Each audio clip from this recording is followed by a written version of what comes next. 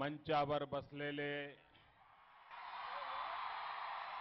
भारतीय जनता पार्टीचे प्रदेश अध्यक्ष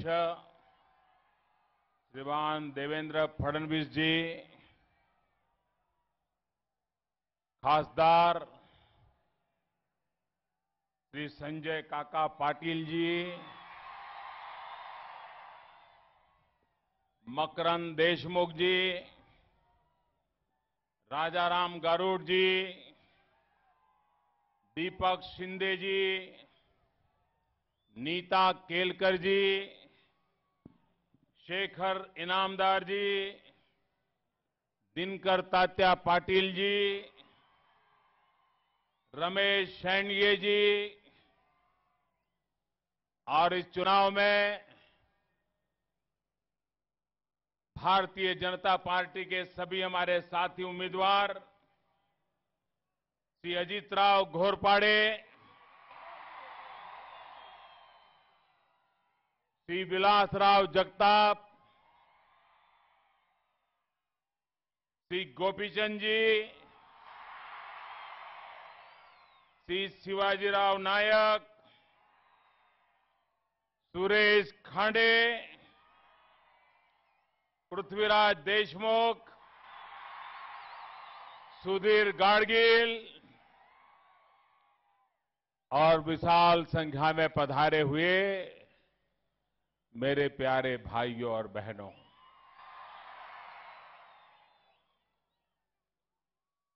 मेरे साथ बोलिए, छत्रपति शिवरायांचा त्रिवार जय जयकार। छत्रपति शिवरायांचा त्रिवार जय जयकार। छत्रपति शिवरायांचा त्रिवार जय जयकार।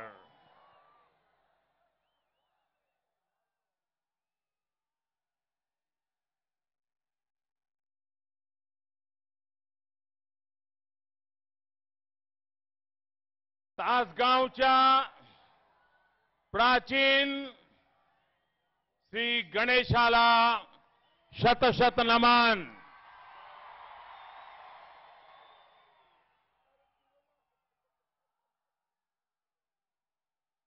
श्री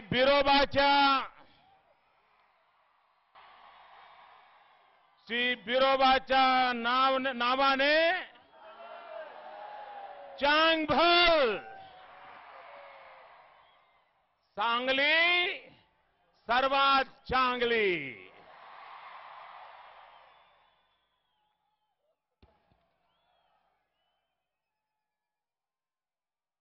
भाइयों बहनों, मेरा इस धरती के साथ एक विशेष नाता है। यहां मंच पर आमदार भी बैठे हैं, खासदार भी बैठे हैं और मेरे जैसा कामदार भी मौजूद है। ये आमदार और खासदारों के बीच में मैं एक कामदार बनकर के देश की सेवा में लगा हुआ हूं।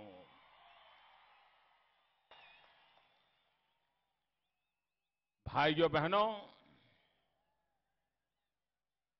मेरा इस धरती से एक विशेष लगाव है।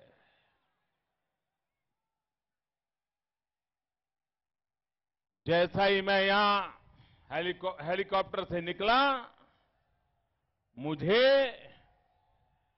भिड़े गुरुजी के आशीर्वाद पाने का सौभाग्य मिला।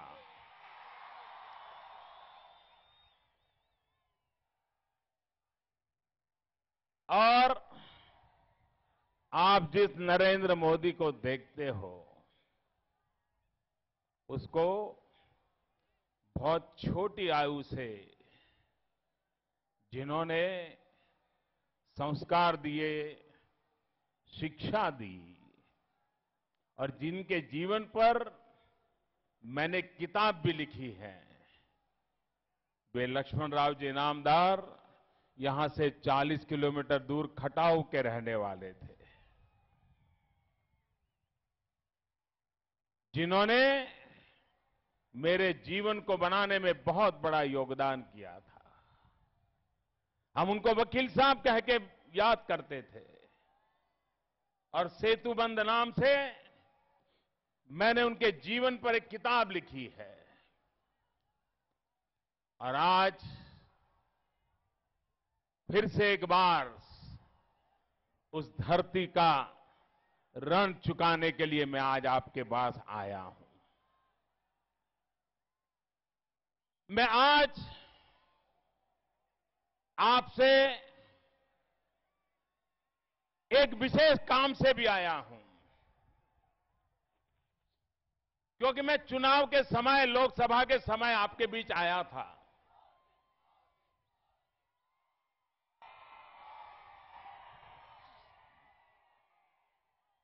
मैं चुनाव के समय लोकसभा के चुनाव में आपके पास आया था। ये सांगली लोकसभा क्षेत्र आजादी के बाद हम कभी जीत नहीं पाए थे। और मैंने यहां के मतदाताओं को प्रार्थना की थी, एक बार मेरी बात पे भरोसा कीजिए और भारतीय जनता पार्टी को विजयी बनाइए। मेरे कोई आपका ज्यादा परिचय नहीं था। मैं एक छोटा सा इंसान था, आपके पास आया था। और जब आपसे मैंने मांगा, आपसे मैंने मांगा, उससे भी ज्यादा आपने मुझे दे दिया। इतने भारी बहुमतों से संजय काका पाटिल को आपने दिल्ली भेज दिया। मेरे शब्द पर आपने भरोसा किया। मैं आज आपने मुझ पर जो विश्वास रखा है, आपने मेरे शब्दों पर भरोसा करके हमें लोकसभा की सीट दी है। मैं सबसे पहले इस सांगली लोकसभा क्षेत्र के सभी मतदाताओं को विशेष रूप से नतमस्तक होकर के नमन करता हूं, उनको वंदन करता हूं, उनको प्रणाम करता हूं।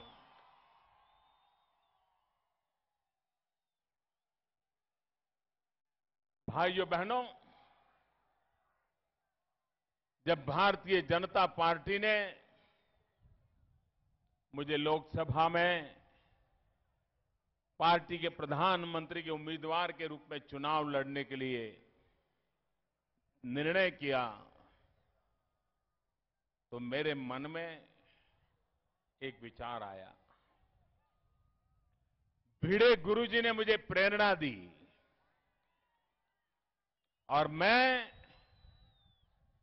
चुनावी मैदान में उतरने से पहले रायगढ़ के किले पर आया।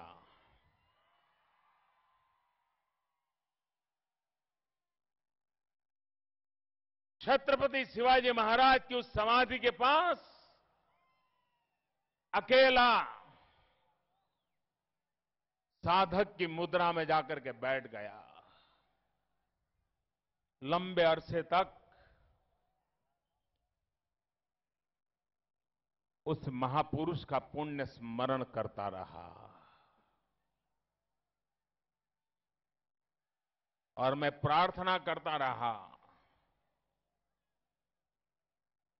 कि मुझे भी आप वाली ओजस्विता, तेजस्विता, पुरुषार्थ और पराक्रम करने की प्रेरणा दीजिए, ताकि मैं भारत के सर्वजन हिताय, सर्वजन सुखाय अपने आप को समर्पित कर पाऊं। और उसके बाद मैंने अपना चुनाव अभियान का प्रारंभ किया था। जो लोग छत्रपति शिवाजी महाराज का नाम लेकर के ऐसी बातें बता रहे हैं, मुझे बहुत पीड़ा होती है। श्रीमान शरद राव, आज आपके एक बयान ने मेरे दिल को गहरी चोट पहुंचाई है। आपको इतिहास का भी ज्ञान नहीं है। गुजरात का जन्म तो 1960 में हुआ। उसके पहले गुजरात तो महाराष्ट्र का हिस्सा था और आज भी हम महाराष्ट्र के छोटे भाई हैं। गुजरात वालों ने कभी गुजरात ने हमेशा कहा महाराष्ट्र हमारा बड़ा भाई है। आज भी हम मानते हैं और हम तो सदियों से आपके छोटे भाई बनकर के रहे हैं। हमने कभी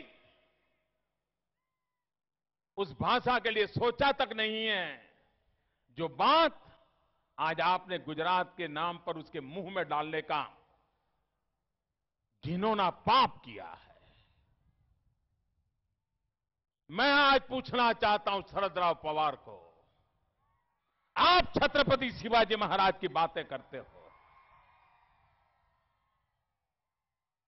ये मुंबई का एयरपोर्ट उसको छत्रपति शिवाजी महाराज के नाम से जोड़ने का काम किसने किया? अटल बिहारी वाजपेयी की सरकार ने किया। आप मुख्यमंत्री थे, आपको तो कभी सूझा नहीं। दिल्ली में आपकी कांग्रेस की सरकार थी, आपको कभी सूझा नहीं। अरे विक्टोरिया टर्मिनल, मुंबई का स्टेशन, उसको छत्रपति शिवाजी महाराज के नाम से किसने जोड़ा? अटल बिहारी वाजपेयी की सरकार ने जोड़ा। आपको तो कभी सूझा नहीं था। और इतना ही नहीं, श्रीमान शरद पवार जी, आप अनेक वर्षों तक मुख्यमंत्री रहे महाराष्ट्र के। आप केंद्र में कृषि मंत्री रहे हैं। मैं जानता हूं आपके चरित्र में छत्रपति शिवाजी महाराज के गुण आने की संभावना ही नहीं है। लेकिन कम से कम मुख्यमंत्री के तौर पर, कृषि मंत्री के तौर पर, अगर आपने छत्रपति शिवाजी महाराज, उन्होंने अपने कार्यकाल में जो जल प्रबंधन किया था, लोगों को पानी पहुंचाने का भगीरथ काम किया था, पानी के लिए व्यवस्थाएं की थी, अगर उससे सबक सीख करके, प्रेरणा लेकर के मुख्यमंत्री के कार्यकाल में, कृषि मंत्री के कार्यकाल में छत्रपति शिवाजी महाराज को याद करके, उनसे प्रेरणा लेकर के अगर आपने जल प्रबंधन किया होता तो महाराष्ट्र के किसान को मरने की नौबत नहीं आती। मैं अभी हेलीकॉप्टर से उतर रहा था और आपके इस गांव में मैंने स्विमिंग पूल देखा। मैं हैरान था, स्विमिंग पूल में पानी ही नहीं है। ये बिना पानी को तैरने वाले नेता हवा में तैरते हैं, हवा में। ये कितने समय से स्विमिंग पूल बंद पड़ा है भाई? नौजवान, कितने समय से बंद पड़ा है? पानी भरा, चालू हुआ ही नहीं, खर्चा किया। ये लोग ऐसे हैं जो करगिल की शहीदों की विधवाओं के घर लूट लिए। ये वो लोग हैं जिन्होंने नौजवानों की नौकरी लूट ली। ये वो लोग हैं जिन्होंने गरीबों का सुख चैन छीन लिया। ये वो लोग हैं जिन्होंने महाराष्ट्र की आशा अपेक्षाओं को पानी फेर दिया और उन लोगों ने क्या कुछ बर्बादी करके रखी है, इसका यह उदाहरण है भाइयों। आप मुझे बताइए, आपको बिजली का संकट है कि नहीं है? मुझे बताइए, बिजली का संकट है कि नहीं है? आपको मैं एक बड़ी बात बताता हूं। मैं गुजरात का मुख्यमंत्री था। गुजरात में नर्मदा योजना पर एक डैम बन रहा है। 50 साल से बन रहा है, अभी तक पूरा नहीं हुआ। क्यों? दिल्ली सरकार परमिशन रोक देती थी। ये कांग्रेस की सरकार, ये शरद राव कांग्रेस में थे पहले। दिल्ली सरकार जब कांग्रेस की थी वो यहां पर राज करते थे। नर्मदा का प्रोजेक्ट पूरा नहीं हुआ। मेरे आने के बाद मैं पीछे पड़ गया नर्मदा योजना का प्रोजेक्ट पूरा करने के लिए। अनशन पर बैठा। कुछ हद तक तो दिल्ली सरकार को झुकना पड़ा, लेकिन फिर 2005 के बाद उन्होंने ठान ली कि नर्मदा प्रोजेक्ट हम पूरा नहीं होने देंगे। इसके कारण नुकसान क्या हुआ है मालूम है आपको? नर्मदा योजना के प्रोजेक्ट के कारण वहां जो बिजली पैदा होने वाली है, हर वर्ष 400 करोड़ रुपयों की बिजली महाराष्ट्र को मुफ्त में मिलने वाली है। अगर ये प्रोजेक्ट 2005 में दिल्ली की कांग्रेस सरकार, यूपीए सरकार, जिसमें शरद राव खुद एक मंत्री थे, अगर ये योजना पूरी हो गई होती तो पिछले 9 साल में 3000 करोड़ से ज्यादा रुपयों की बिजली आपको मुफ्त में मिली होती कि न मिली होती? किसान को बिजली पहुंची होती कि न पहुंची होती? किसान की फसल में फायदा हुआ होता कि नहीं हुआ होता? लेकिन भाइयों बहनों, ये काम उन्होंने नहीं होने दिया। और कांग्रेस पार्टी मुझे पूछ रही है, 60 साल हुए जो देश की गादी पर बैठे थे, राज्यों की गादी पर बैठे थे, पंचायत से पार्लियामेंट तक सब जगह पे उन्हीं का झंडा फहरता था, 60 साल तक एक चक्री राज किया था, वो 60 साल का तो हिसाब नहीं दे रहे हैं, मोदी से 60 दिन का हिसाब मांग रहे हैं। आपने 60 साल हो गए, इतने साल बैठे थे, आपने नर्मदा प्रोजेक्ट को परमिशन नहीं दी।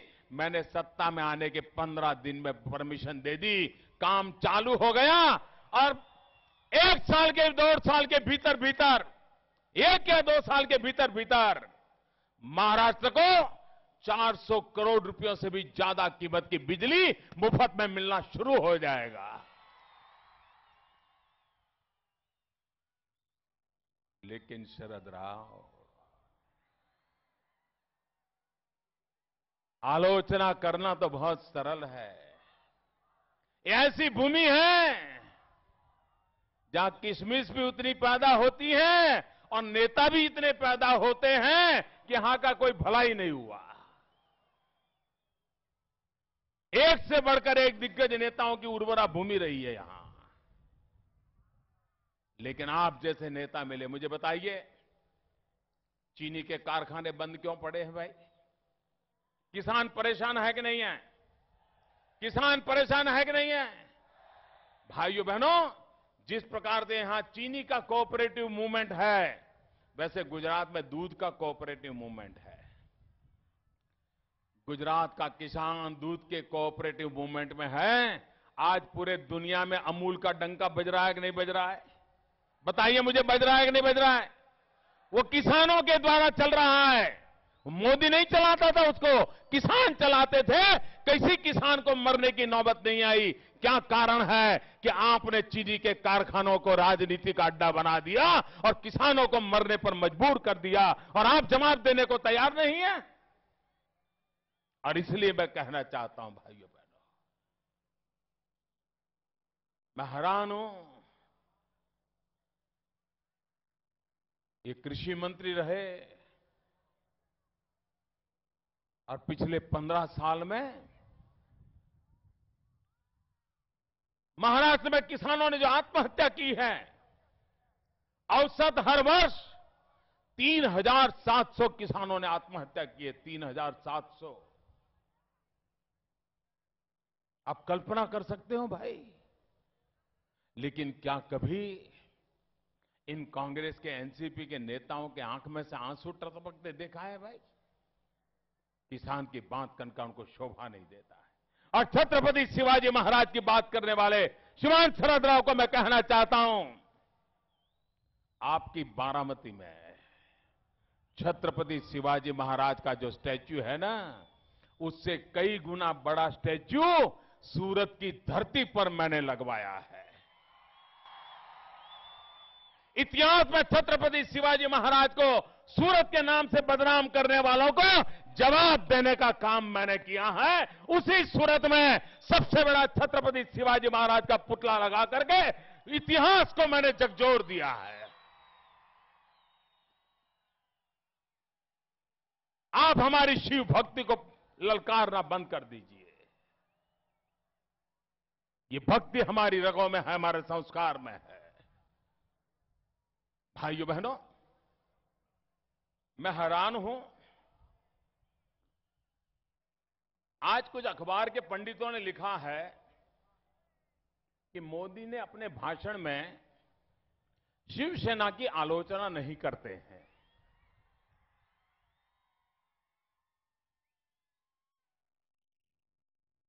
भाइयों बहनों, बाला साहब ठाकरे की गैर हाजिरी में महाराष्ट्र प्रदेश का यह पहला चुनाव है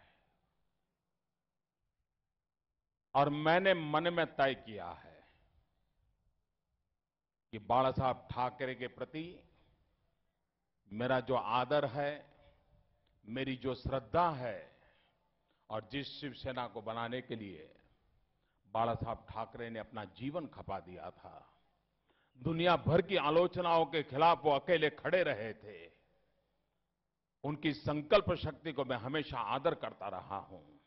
और इसलिए मैंने तय किया है कि बाला साहब की गैर मौजूदगी का ये पहला चुनाव है, महाराष्ट्र का पहला चुनाव है और इसलिए मैं बाला साहब के प्रति अपनी श्रद्धा और आदर को व्यक्त करने के लिए शिवसेना के खिलाफ एक शब्द भी नहीं बोलूंगा। ये मेरी बाला साहब ठाकरे को श्रद्धांजलि है, ये मेरी बाला साहब ठाकरे को आदरांजलि है। और इसलिए अखबार के लोग हमारी भावनाओं को समझे बिना हर चीज को राजनीति के तराजू से तोलने की मेहरबानी करके कोशिश न करें। राजनीति से ऊपर भी आदर और श्रद्धा के कुछ तत्व रहते हैं, उसको राजनीति के तराजू से तोला नहीं जा सकता है। और इसलिए ये पहला चुनाव है, उनकी गैर मौजूदगी का पहला चुनाव है और मेरा कर्तव्य बनता है कि उनके आदर में शिवसेना के खिलाफ एक शब्द भी नहीं बोलूंगा। लेकिन भाइयों बहनों, आप मुझे बताइए, ये 15 साल आपने एनसीपी की घड़ी चलाने की बहुत कोशिश की कि नहीं की? एनसीपी का जब जन्म हुआ उस दिन घड़ी की सुई वहीं थी, उससे आगे जरा भी गई है क्या? वहीं पर है कि नहीं है? आप निकाल दीजिए उस समय की फोटो। जिस दिन एनसीपी का जन्म हुआ उस दिन का घड़ी का फोटो निकाल दीजिए, आज का निकाल दीजिए, उनकी सुई वहीं की वहीं अटकी हुई है। अरे जो पार्टी खुद की घड़ी की सुई नहीं चला पाती, वो महाराष्ट्र के भाग्य की दिशा कहां बदल पाएगी भाई? कहां बदल पाएगी? भाइयों बहनों, ये कहने को दो दल है लेकिन दिल एक है। दल दो दिल एक। कांग्रेस हो, भारतीय राष्ट्रीय कांग्रेस हो या राष्ट्रवादी कांग्रेस हो, ये एक ही गोत्र के चक्के बक्के है। ये कांग्रेस से ही निकले हुए हैं। इनका चरित्र में कोई फर्क नहीं है, उनके इरादों में फर्क नहीं है, उनके मकसद में फर्क नहीं है, उनकी आदतों में फर्क नहीं है। उनको तो सिर्फ इन्हीं कामों में रुचि है भाइयों। ये राष्ट्रवादी नहीं है, ये भ्रष्टाचारवादी है, भ्रष्टाचारवादी। ये भ्रष्टाचारवादी मानसिकता वालों के खिलाफ ये महाराष्ट्र का चुनाव है भाइयों। ये महाराष्ट्र का चुनाव महाराष्ट्र को स्थिरता और विकास की गति देने के लिए है, और इसलिए आज मैं आपके पास आया हूं। अब महाराष्ट्र को ये युति के चक्कर से बाहर निकालना है कि नहीं निकालना है? आप मुझे बताइए, निकालना है कि नहीं निकालना है? अभी भी गठबंधन करते रहना है क्या? आपकी बर्बादी का मूल कारण ये गठबंधन है। आपकी मुसीबत का कारण गठबंधन है, कोई जिम्मेवारी नहीं लेता है। भारतीय जनता पार्टी जिम्मेवारी लेने के लिए तैयार है। मैं जिम्मेवारी लेने के लिए तैयार हूं। आप पूर्ण बहुमत वाली सरकार बनाइए, पूर्ण बहुमत वाली सरकार बनाइए भाइयों। मैं जरा पूछना चाहता हूं,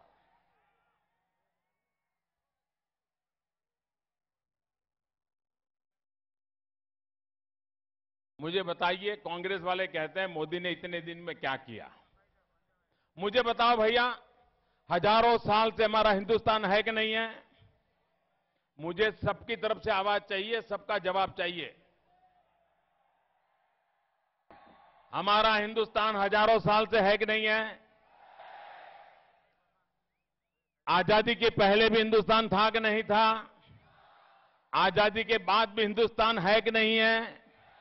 कांग्रेस की सरकार थी तब भी हिंदुस्तान था कि नहीं था? लेकिन क्या कभी दुनिया में हिंदुस्तान का डंका बजता था क्या? अमेरिका वाले हिंदुस्तान को पूछते थे क्या? और आज अमेरिका में हिंदुस्तान का डंका बज रहा है कि नहीं बज रहा है? बज रहा है कि नहीं बज रहा है? क्यों बज रहा है? क्या कारण है? क्या कारण है? क्या कारण है? क्या कारण है भाइयों? मोदी के कारण नहीं बज रहा है। ये जादू मोदी का नहीं है, ये करिश्मा मोदी का नहीं है। ये अमेरिका में हिंदुस्तान का डंका इसलिए बज रहा है, ये डंका बज रहा है 125 करोड़ देशवासियों के कारण। 125 करोड़ देशवासियों ने संकल्प करके दिल्ली में पूर्ण बहुमत वाली सरकार को चुना है, पूरा जन्म समर्थन देकर के प्रधानमंत्री को चुना है, और उसके कारण दुनिया भी उसकी बात सुनने के लिए तैयार हुई है। ये पूर्ण बहुमत की ताकत है। महाराष्ट्र की भी सारी दुनिया में पहचान बननी चाहिए कि नहीं बननी चाहिए? सारी दुनिया में महाराष्ट्र का नाम गूंजना चाहिए कि नहीं गूंजना चाहिए? सारी दुनिया में महाराष्ट्र नंबर 1 होना चाहिए कि नहीं होना चाहिए? हिंदुस्तान में चारों तरफ महाराष्ट्र की वाहवाही होनी चाहिए कि नहीं होनी चाहिए? अगर आप चाहते हो तो महाराष्ट्र में गठबंधन की सरकार की गलती कभी मत करना। पूर्ण बहुमत वाली भारतीय जनता पार्टी की सरकार बनाइए, और फिर हमसे 5 साल के बाद हिसाब मांगिए। आप, हम आपको हिसाब देंगे, अपने कामों का जवाब देंगे। हम कांग्रेस की तरफ भागने वाले लोग नहीं है। और इसलिए भाइयों बहनों, आज मैं आपसे आग्रह करने आया हूं कि आप भारतीय जनता पार्टी को पूर्ण बहुमत से विजयी बनाइए। मैंने आपको चुनाव में वादा किया था कि मैं प्रधानमंत्री कृषि सिंचाई योजना लाऊंगा, किसान को खेत तक पानी पहुंचाने का एक भगीरथ काम शुरू करूंगा। पहले ही बजट में उस काम को मैंने बजट के अंदर डाल दिया और काम की योजना बनाना शुरू कर दिया। हम वादा निभाने वाले लोग हैं भाइयों। यहां पर हमारे किसान फलों की खेती भी करते हैं ना, करते हैं ना, हॉर्टिकल्चर करते हैं ना यहां। मैं अभी अमेरिका गया, अमेरिका में भी मैं मेरे फल फलादि का उद्योग करने वाले किसानों को नहीं भूला। मैं वहां पेप्सी के सीईओ को मिला और पेप्सी के सीईओ को मैंने पूछा, मैंने कहा आप पेप्सी बेचते हो, कोका कोला वाले कोका कोला बेचते हैं, और भी कई सॉफ्ट ड्रिंक बेचते जाते हैं, अरबों खरबों रुपयों की कमाई करते हैं। मैंने उनको कहा क्या इसके अंदर सच्चे फलों का रस मिक्स किया जा सकता है कि नहीं किया जा सकता है? अगर हमारे फलों का रस उसमें डालना शुरू हो जाए, 5% भी अगर डाल दे, 5%, तो भी हिंदुस्तान के फलों के उत्पादक किसानों को भरपूर कमाई होने की पूरी संभावना है। उनके फल तुरंत बाजार में बिक जाएंगे। उन्होंने मुझे वादा किया है कि हम लेबोरेटरी में जांच करेंगे, क्या पेप्सी के अंदर भी फूलों का रस मिलाया जा सकता, फलों का रस मिलाया जा सकता है क्या? मैंने भारत सरकार में भी अधिकारियों को कहा है कि लेबोरेटरी में जांच करो, ये जो सॉफ्ट ड्रिंक होते हैं उसमें कितना परसेंटेज नेचुरल फ्रूट जूस हम उसमें डाल सकते हैं। एक बार अगर नेचुरल फ्रूट जूस डालना शुरू हो गया तो हिंदुस्तान के किसी फलों के किसान का फल कभी सड़ेगा नहीं, बर्बाद होगा नहीं, खेत में ही उसको बाजार मिल जाएगा। भाइयों, ये काम हम सोचते हैं और अमेरिका जाते हैं तब भी इसी काम को सोचते हैं। मुझे मेरे किसानों की भलाई करनी है, मेरे गांव का भला करना है, महाराष्ट्र का भला करना है, और इसलिए आज मैं आपके पास आया हूं। मैं आपसे आग्रह करने आया हूं, यहां उद्योग चाहिए। नौजवान को रोजगार कहां से मिलेगा? आप किसी भी किसान को पूछिए, अगर उसके घर में 2 बेटे हैं तो हर बाप चाहता है कि कम से कम एक बेटा खेती से बाहर निकल करके कहीं पर भी नौकरी में जाए। ये चाहते हो कि नहीं चाहते हो भैया? हर किसान चाहता है कि नहीं चाहता है? तो रोजगार कहां से आएगा? कारखाने लगेंगे तब रोजगार आएगा। और इसलिए हमने अभियान चलाया make in India. Make in India. मैं जापान गया था, जापान की सरकार ने कहा है हम हिंदुस्तान में 2 लाख करोड़ रुपयों की पूंजी लगा करके उद्योग लगाएंगे, यहां के हिंदुस्तान में लगाएंगे, नौजवानों को रोजगार मिलेगा। 1.25 लाख करोड़ चाइना ने मुझे कहा है कि हम लगाएंगे। आप मुझे बताइए, उद्योग लगेंगे, नौजवान को रोजगार मिलेगा कि नहीं मिलेगा? मेक इन इंडिया का मंत्र लेकर के चल रहा हूं ताकि मेरे नौजवानों को रोजगार मिले। भाइयों बहनों, भारत आगे बढ़ने के लिए अब खड़ा हो चुका है जी। अब ये देश रुक नहीं सकता। निर्णय हमें करना है, आगे जाना है कि नहीं जाना है। फैसला महाराष्ट्र ने करना है कि आगे बढ़ना है कि नहीं बढ़ना है।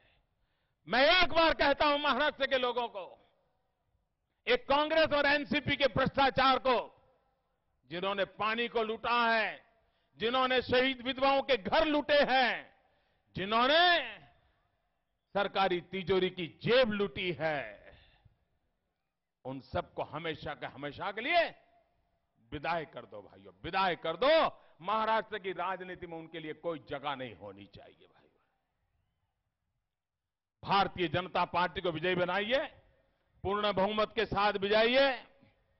मेरे साथ बोलेंगे, जयकारा बोलेंगे, गजानन महाराज की, गजानन महाराज की, छत्रपति शिवाजी महाराज की, छत्रपति शिवाजी महाराज की, भारत माता की, भारत माता की। धन्यवाद।